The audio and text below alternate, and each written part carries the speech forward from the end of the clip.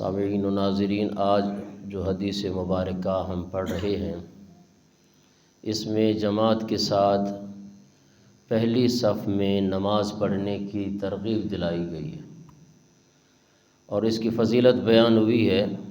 ہم پہلے پڑھ چکے ہیں کہ انفرادی نماز پڑھنے کے مقابلے میں جماعت کے ساتھ نماز پڑھنا 27 درجے زیادہ ثواب کا باعث ہے، مگر باجماعت نماز میں پہلی صف میں نماز پڑھنے کی فضیلت اور اجر و ثواب اس کے علاوہ ہے۔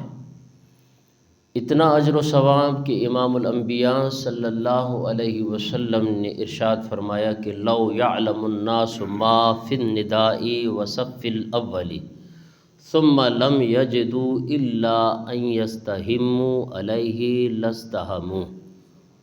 میرے آقا نے ارشاد فرمایا اگر لوگوں کو پتہ چل جائے کہ اذان پڑھنے اور پہلی صف میں کھڑے ہونے کا اجر و ثواب اور اس پر ملنے والا صلہ کیا ہے، تو اذان اور پہلی صف پانے کے لیے لوگوں میں ایسی دوڑ لگے کہ قرعہ اندازی کا فیصلہ کرنا پڑے۔ تو ان کو پتہ نہیں ہے کہ پہلی صف میں کھڑے ہونے کا اجر و ثواب کیا ہے اور اذان دینے کا ثواب کیا ہے۔ حضور صلی اللہ علیہ وسلم نے فرمایا اگر ان کو ان کا اجر و ثواب کا علم ہو جاتا تو یہ آپس میں قرعہ اندازی کرتے کہ بھئی میرا نمبر پہلے آئے، میرا نمبر پہلے آئے۔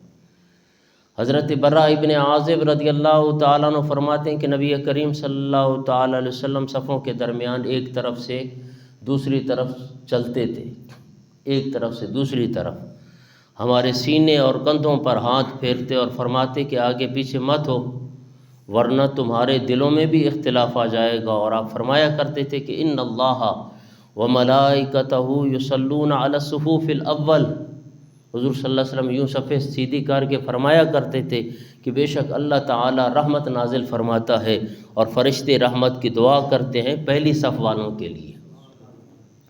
اس سے پتہ چلا کہ پہلی صف والوں اللہ تعالیٰ کی رحمت اور فرشتوں کی دعا کے خصوصی مستحق ہیں۔ جیسے جیسے صفیں پیچھے ہوتی چلی جائیں گی ان کا درجہ کم ہوتا جائے گا۔ ویسے دنیاوی طور پہ بھی کہتے ہیں نا کہ پہلے آئیے پہلے پائیے، تو آگے آگے والی صف کا زیادہ ثواب، اس سے پیچھے والی کا کام، اس سے پیچھے والی کا کام، اس سے پیچھے والی کا کام۔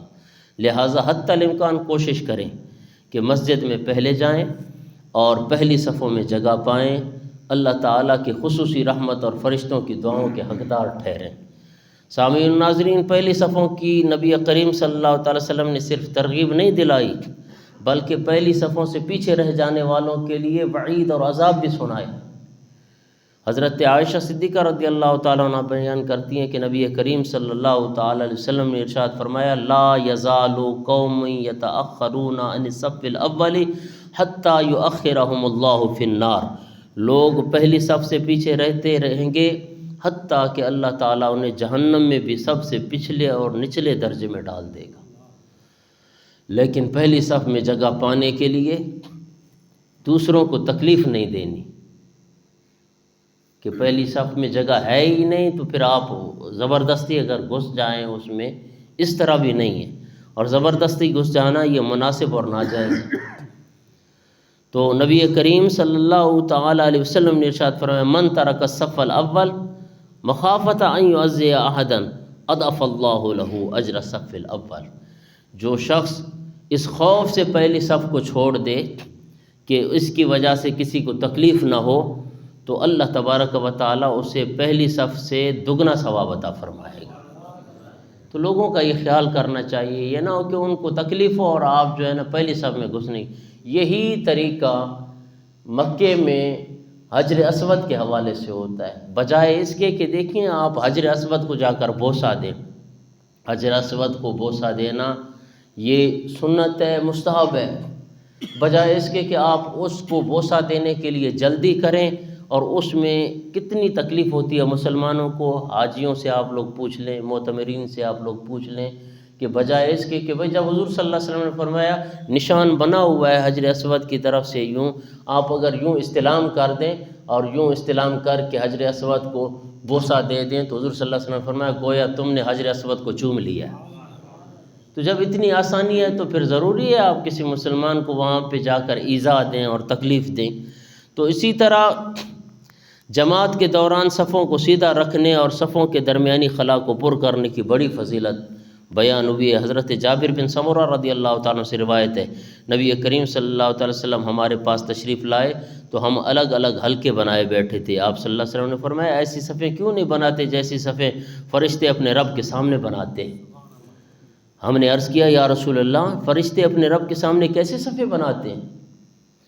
تو حضور صلی اللہ تعالی وسلم نے جواب دیا یتمون الصفوف الاول ویتراصون فی الصف، اگلی صفیں پوری کرتے ہیں اور صفوں میں مل کر کھڑے ہوتے ہیں.